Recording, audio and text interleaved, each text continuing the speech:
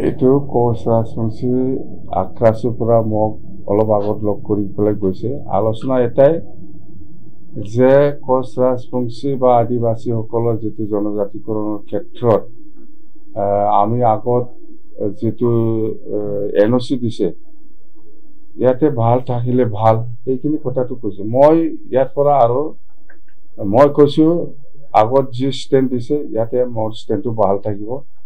কথা সেইটোৱে, জনগোষ্ঠী দিয়াৰ ক্ষেত্ৰত আমাৰ কোনো আপত্তি নাই, কিন্তু এক্সিষ্টিং ট্ৰাইবেলে একো ক্ষতি হ'ব নালাগে। সেইটো আগত যি আছে সেইটোৱেই। ইয়াত এজেঞ্চিও আগবাঢ়ি যোৱা নাই, এজেঞ্চিও পিছোৱা নাই। মই কথা সেইটোৱে। ৰণনীতি আমাৰ NDA হিচাপে হ'ব। গোটেই অসমত NDA হিচাপে 126টা চিট আছে। 126টা চিটত আমি একেলগে চিটটো বিতৰণ কৰি পেলাই কোনটো চিটত কোন সমষ্টিত BPF খেলিব সেইটো আজিৰ দিনত আলোচনা কৰা নাই। মুঠতে আমি BPF দল হিচাপে 15টা চিটত খেলে না ইয়াতকে বেছি চিটত খেলে সেইটো আমাৰ দলৰ মাজত আলোচনা হ'ব। মুঠতে আমাৰ প্ৰিপাৰেশ্যন ভাল। আমি কৈছোঁ যে BTC নিৰ্বাচনৰ যিটো প্ৰচাৰ, এই প্ৰচাৰৰ সময়তো আমি BTC বাকী ৰাইজৰ কাৰণে কি কৰিম নকৰিম সেইবিলাক গোটেই কথা আমি প্ৰচাৰ কৰিছে। এই হিচাপত আমি আজিলৈকেও একে ষ্টেণ্ড, আৰু আমি অতি সোনকালে ৰাইজক যেনেকৈ আমি কৈছোঁ যে 2005 চনটো ভিত্তি কৰি পেলাই সকলোকে মাটিৰ পাত্তা দিয়া যাব, সেইটো আমাৰ ষ্টেণ্ড আজিলৈকেও আছে। আৰু আমি প্ৰত্যেক চাৰ্কেল আমাৰ ৰিটায়াৰ্ড মণ্ডল বা ৰিটায়াৰ্ড খানাগড় ইহঁতক নিযুক্তি দিয়া হৈছে। অতি সোনকালে ইহঁতে কামটো আৰম্ভ কৰিব।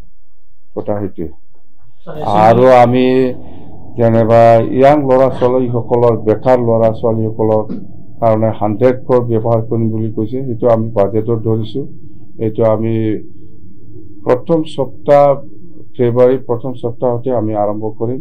আৰু গৰীব দুখীয়াসকলৰ কাৰণে আমি 50 কোটি ধৰিম বুলি কৈছিল। এইটো আমি অলৰেডি ধৰা হৈছে।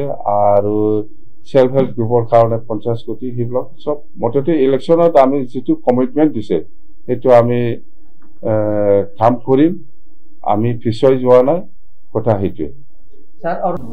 এইটো কোচ ৰাজবংশী আক্ৰাছৰ পৰা মোক অলপ আগত লগ কৰি পেলাই গৈছে। আলোচনা এটাই যে কোচ ৰাজবংশী বা আদিবাসীসকলৰ যিটো জনজাতিকৰণৰ ক্ষেত্ৰত আমি আগত যিটো NOC দিছে, ইয়াতে ভাল থাকিলে ভাল, এইখিনি কথাটো কৈছোঁ। মই ইয়াৰ পৰা আৰু মই কৈছোঁ আগত যি ষ্টেণ্ড দিছে ইয়াতে মোৰ ষ্টেণ্ডটো ভাল থাকিব। কথা সেইটোৱে, জনগোষ্ঠী দিয়াৰ ক্ষেত্ৰত আমাৰ কোনো আপত্তি নাই, কিন্তু এক্সিষ্টিং ট্ৰাইবেলে একো ক্ষতি হ'ব নালাগে। সেইটো আগত যি আছে সেইটোৱেই। ইয়াত এজেঞ্চিও আগবাঢ়ি যোৱা নাই, এজেঞ্চিও পিছোৱা নাই। মই কথা সেইটোৱে।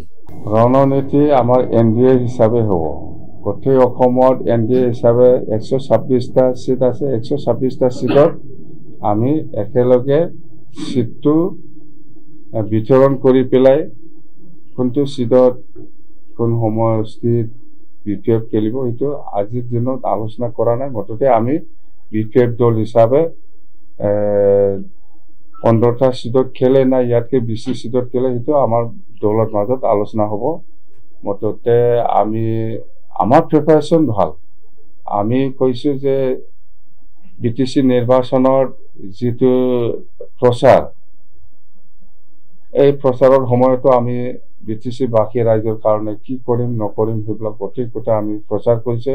এই হিচাপত আমি আজিলৈকেও একে ষ্টেণ্ড, আৰু আমি অতি সোনকালে ৰাইজক যেনেকৈ আমি কৈছোঁ যে 2005 চনটো ভিত্তি কৰি পেলাই সকলোকে মাটিৰ পাত্তা দিয়া যাব, সেইটো আমাৰ ষ্টেণ্ড আজিলৈকেও আছে।